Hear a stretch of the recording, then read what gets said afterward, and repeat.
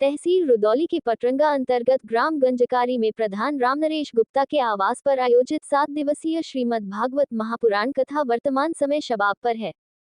26 जनवरी से प्रारंभ कथा का आगामी 1 फरवरी 2024 को होगा भंडारे के बाद समापन। कथावाचक शांति भूषण महाराज उमंग जी के मधुर स्वर ध्वनि धुन से श्री कृष्ण कथा प्रेमियों, दर्शकों, श्रोताओं का चंचल चंचल चित हो रहा भाव विभोर। बीच बीच तालियों की थाप तथा जय श्री कृष्ण राधा मैया की जय के उद्घोष से सारा वातावरण दिखा भक्तिमय। गत 26 जनवरी 2024 को भव्य कलश यात्रा, वेदी पूजन, नवग्रह पूजन, अस्थायी गंगा जी का मंत्रोच्चार के साथ आगमन, गोवर्धन, वसुंधरा पूजन सहित पूजा आरती के साथ 7 दिवसीय श्रीमद् भागवत कथा का हुआ शुभारंभ। अयोध्या जिले की तहसील रुदौली अधीनस्थ पटरंगा मंडी निकट ग्राम गंजकरी में रामनरेश गुप्ता के आवास पर गत 26 जनवरी 2024 दिन शुक्रवार से आयोजित धार्मिक अनुष्ठान का कार्यक्रम की कड़ी में 7 दिवसीय श्रीमद् भागवत महापुराण कथा पाठ वर्तमान समय शबाब पर है।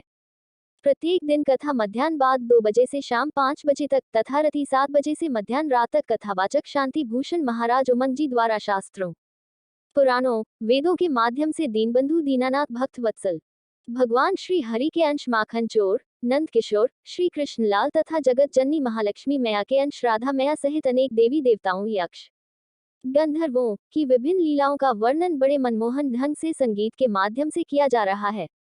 उक्त 7 दिवसीय श्रीमद् भागवत कथा के तीसरे दिन की कथा में परम प्रतापी चक्रवर्ती सम्राट राजा परीक्षित द्वारा सुखदेव जी महाराज से मर्यादा पुरुषोत्तम भगवान श्री राम के धैर्य, मनुष्यता, मानवता के संबंध में प्रकट की गई जिज्ञासा के प्रसंग का वेद पुराने शास्त्रों में वर्णित कथा का व्याख्यान करते हुए कथावाचक पंडित शांति भूषण महाराज उमंग जी द्वारा कहा कि परम प्रतापी दिग्विजय रावण के पास 5 कन्याओं में पूजित मंदोदरी सती मां उनकी पत्नी थी, परंतु वनवास भ्रमण करने वाले तपस्वी की पत्नी सीता मैया का हरण किया।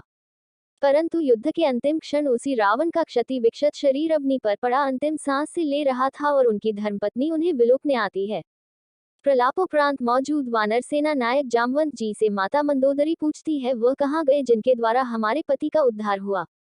जानकारी मिली कि सामने सिलापट पर विराजमान है। रणभूमि पर पड़े क्षति विक्षत शवों को देखकर मर्यादा पुरुषोत्तम भगवान श्री राम दुखी और चिंतित हैं। माता मंदोदरी के वहां पहुंचते ही उनकी परछाई मात्र श्री राम के चरणों समीप दिखाई पड़ती है। भगवान श्री राम उठकर खड़े हो जाते हैं और पूछते हैं, माता आप कौन? यहाँ निर्जन रण क्षेत्र में कैसे? माता मंदोदरी ने कहा, मैं रणभूमि में अग्नि की सया पर पड़े दिग्विजय रावण की धर्मपत्नी मंदोदरी हूँ। तदोपरांत श्री राम ने कहा है, माता आपका पति बड़ा ज्ञानी, प्रतापी, तेजस्वी तथा ब्रह्म का वंशज, उत्तम कुल का था, परंतु वह नीत कुमार पर चलने के कारण उसका हमें उद्धार करना पड़ा। अंत में माता मंदोदरी कहती हैं, हे प्रभु, पति की मृत्यु का हमें तनिक भी दुख नहीं है, क्योंकि वह आपके परमधाम गए और मुक्ति को प्राप्त किया केवल दर्शन मात्र और आपके श्री चरणों के रिच पावन की प्रबल इच्छा है।